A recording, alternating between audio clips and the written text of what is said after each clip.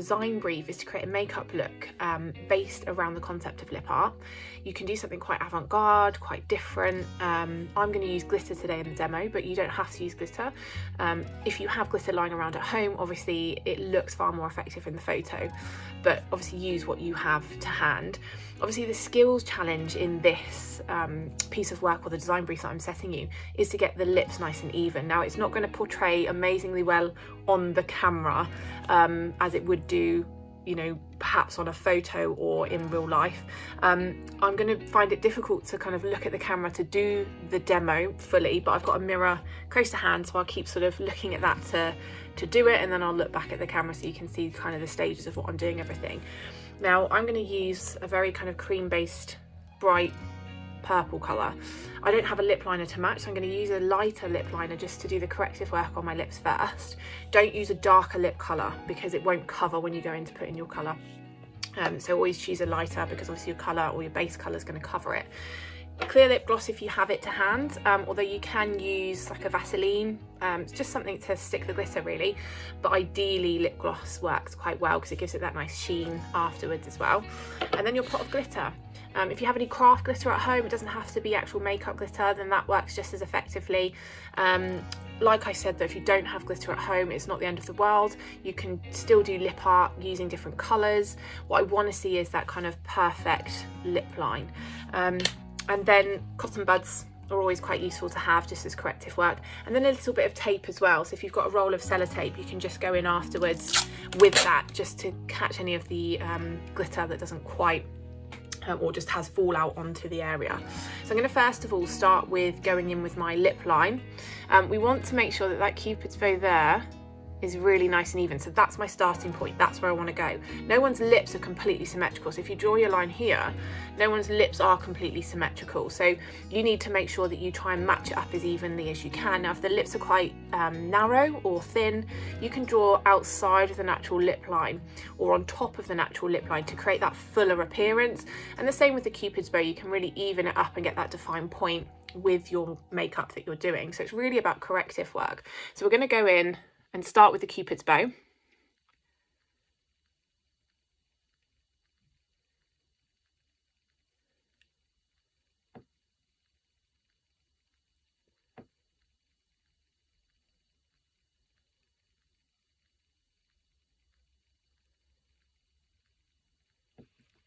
So I've got one side down.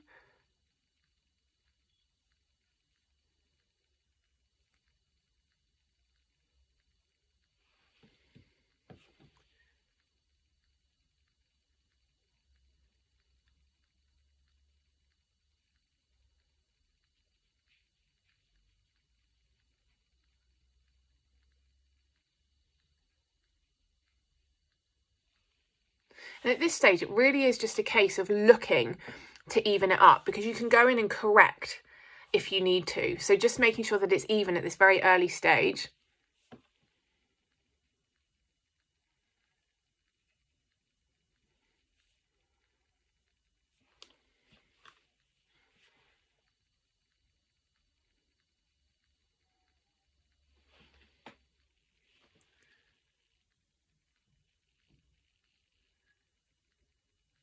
And then go in underneath once you're happy with your top lip there.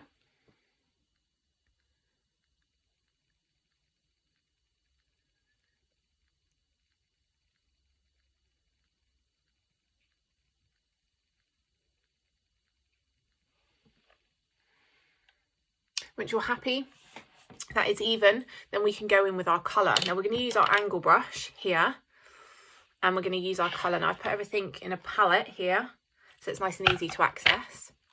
And we're going to start by drawing the line. Now really use the angle of your brush to create that really on point defined Cupid's bow, because in an image, that's what's going to capture the sort of attention of the people looking at it, is that real defined Cupid's bow.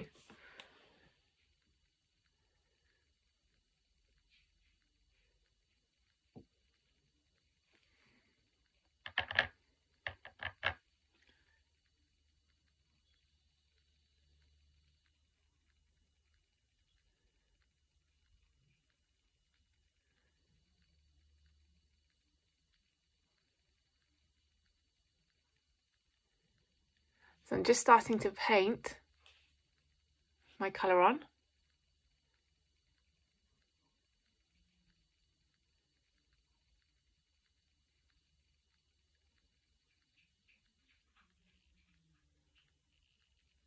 And you can kind of fill in and down as you go as well.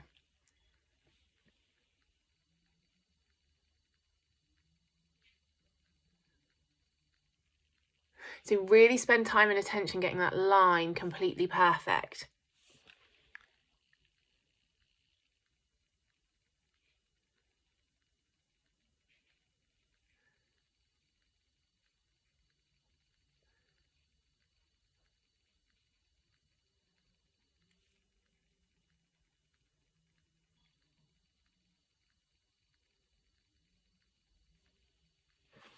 It seems like it should be easy. Oh yeah, lip art, just put a bit of colour on, just shove a bit of glitter on. But it's really that corrective work and getting it nice and even that's the hardest part about lip art.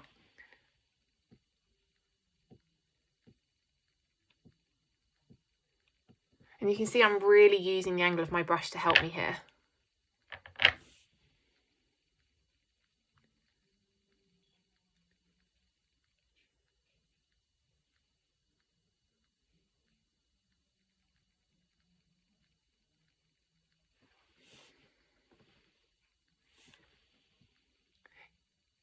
Keep taking a step back to check how even you're getting it.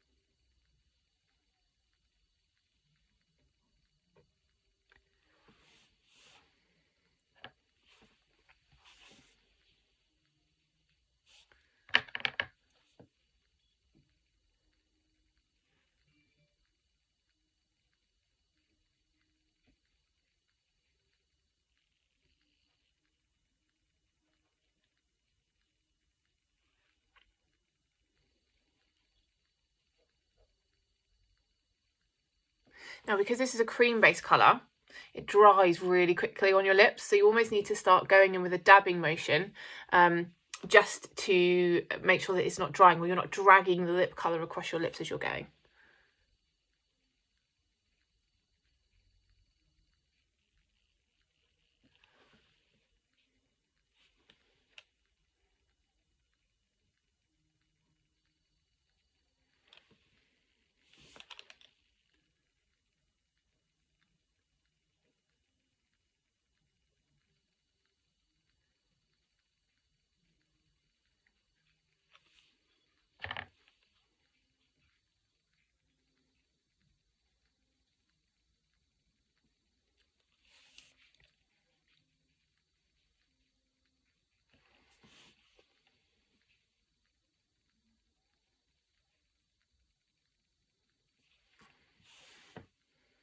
Once you're happy that your cupid's bow is even, then start filling in the bottom.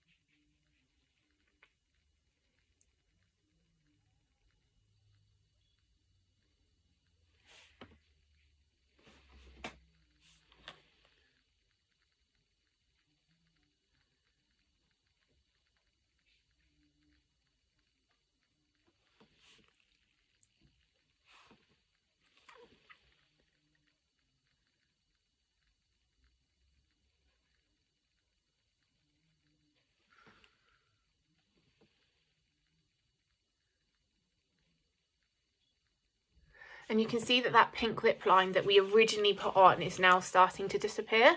So, or is disappearing. So because it was a lighter lip colour, obviously, you know, it's disappeared. If you chose something slightly darker, you wouldn't get the same effect, and you still see slightly the lip line that you put in originally. But it is handy to have as a guide to start with, and it does also help to stop the colour bleeding out into the skin and the surrounding skin, so it gives it that nice crisp edge that you may not get if you didn't use a lip liner.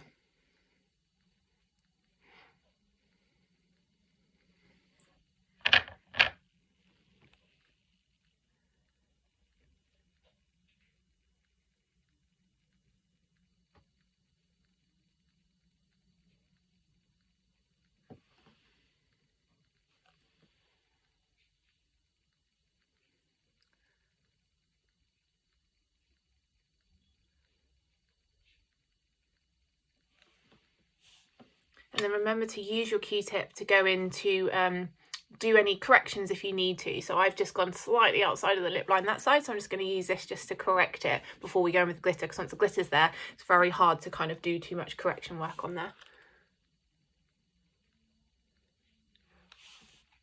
And don't forget that obviously you can use a sponge as well if you need to. That's quite handy to have.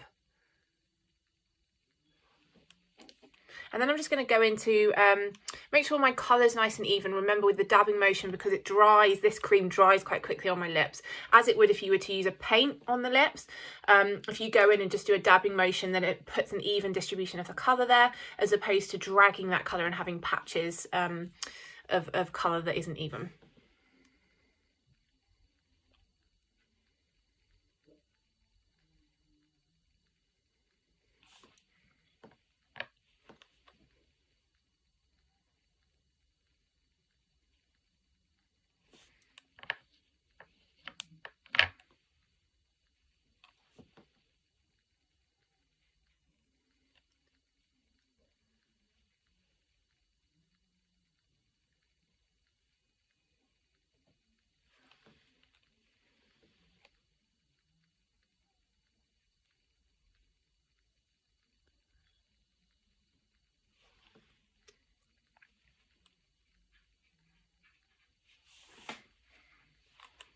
Once you're happy with the colour,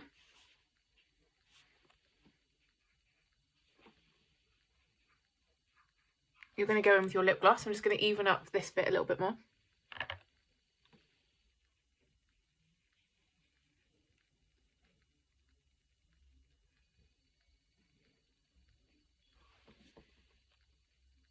Okay, then we're going to go in with our lip gloss. I'm going to use this brush. And it's just going to bring a nice shine to the lips.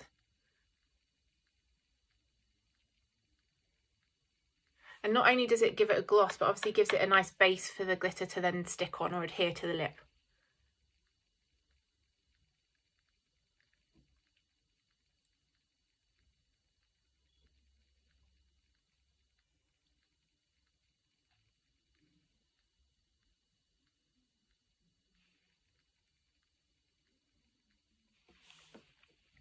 Now for the fun bit. Now we're going to go in with the glitter. So it can be quite messy, so having it in a palette or something is quite useful, so that you can catch any of the falling glitter, but hold it really quite close to your lips. And then again, we're just going in with a nice dabbing motion, and I'm using the same brush because it collects it on the brush nicely without it all falling off. So actually the clear gloss is quite useful. And then I'm just dabbing it.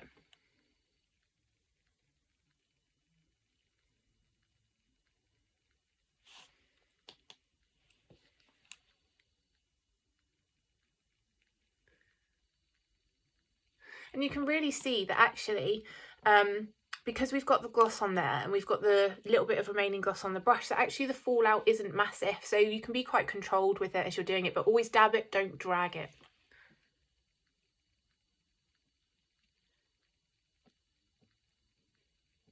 You may eat some as you do it. That's inevitable, I guess, when you're putting glitter on the lips.